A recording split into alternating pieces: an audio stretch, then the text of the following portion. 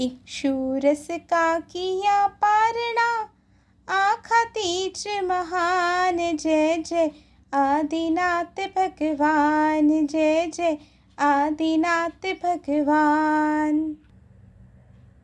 सभी से सादर सविनय जय जिनेन्द्र सा। कुमारी चंदना साध्वी जी से एक जिज्ञासा पूछती है।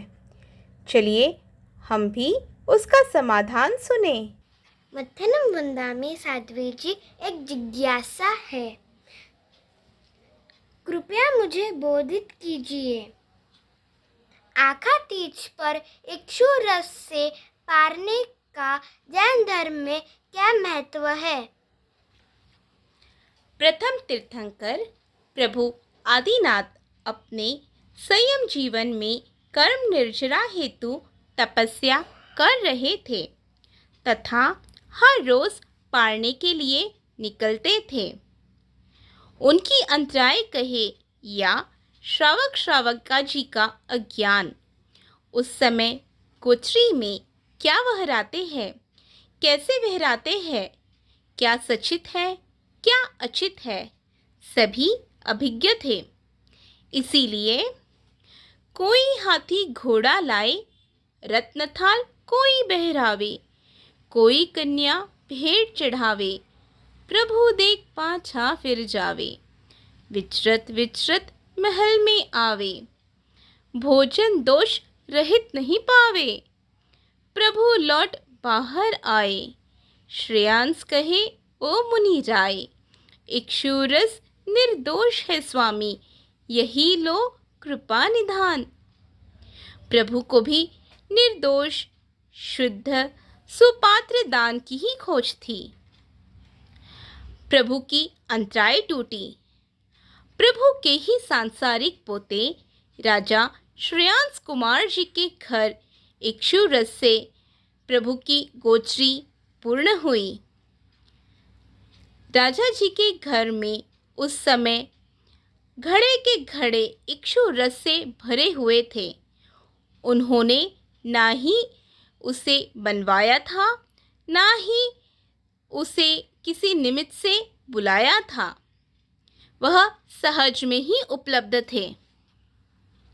साध्वी जी, हम तो सांसारिक है, हम इक्षु रस से पारना कर सकते हैं क्या?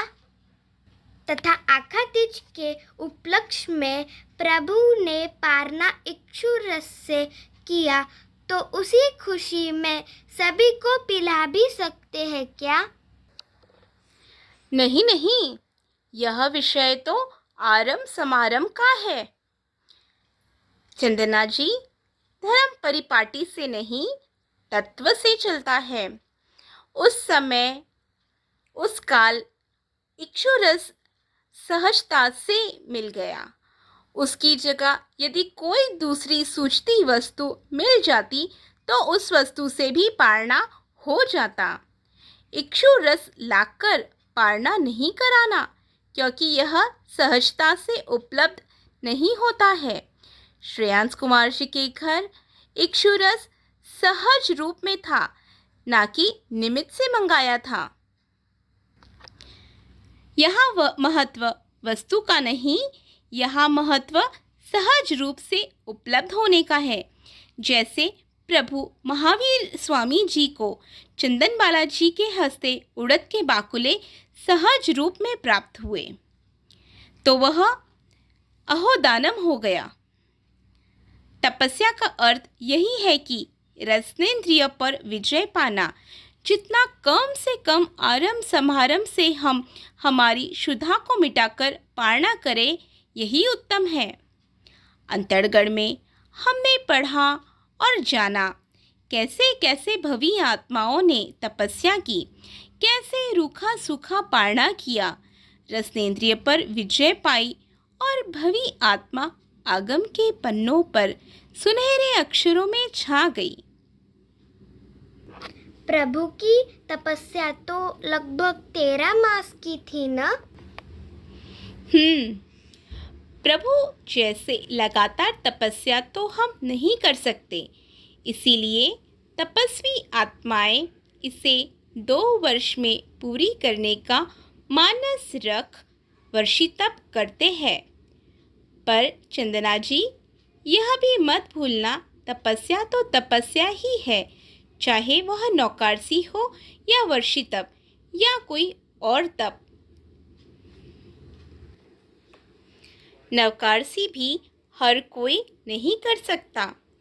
हमारा तो यही मानस हो कि धर्म क्रिया का पालन करते समय ज़्यादा से ज़्यादा जीवों को अभयदान मिले। फिर गन्ने के रूप में वनस्पति काय को ही क्यों न हो। हमें उस निमित्त से कोई आरंभ समारंभ नहीं करना। सभी आत्माओं में तपस्या करने की शक्ति होती है, पर हर कोई उजागर कर पाता नहीं है। कोई बात नहीं, पर अक्षय तृतीया के पावन अवसर पर हम भी ज़्यादा से ज़्यादा जीवों को अभय दान देने का लक्ष्य बनाए रखें, ऐसा संकल्प करें।